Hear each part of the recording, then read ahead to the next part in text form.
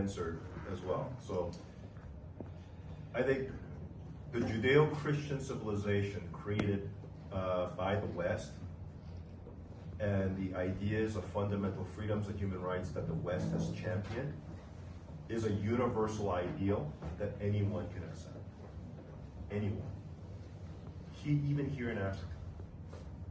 But when you start taking a lot of the confusion that's happening in the West, especially with the woke agenda, and then you actually try to impose that through aid and through non-governmental organizations supposedly coming here to help Africans, and push that on Africans, you're going to have pushback.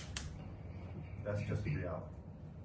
Because many of those values that come from the West, around the world, people do not share. So that's the fundamental difference. And I think the West forgets this because there's confusion even within the West. So let me reiterate. The idea of freedom and fundamental human rights is a universal idea.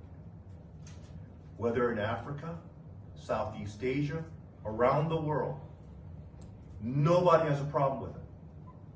Everyone accepts it.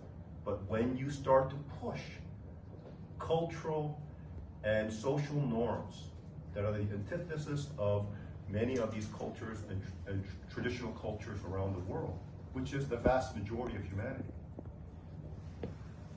you're going to have to push back. All right? And from my own observations of, like, for example, Korea, the Korea that I see now is very different from the Korea that I left in the early 70s. And I miss the Korea that I left in the early 70s. Right?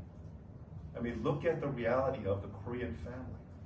In my eyes, the Korean family was the most beautiful family model. But look at the reality in Korea.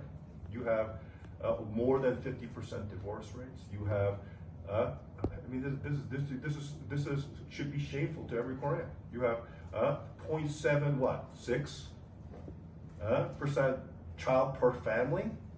This is the path of national extinction, civilizational extinction.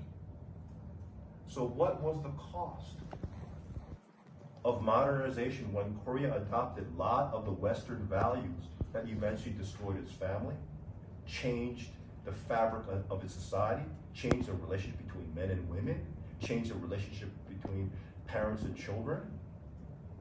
Do you think it's for the better, or do you think it's for the worse? So when I come to nations like Africa, I want to offer them the opportunity to have it all. You don't need to trade your civilization and your society and your social values for the sake of modernity. You can have all of it. And one of the things that I hope that many Koreans maybe watching this interview or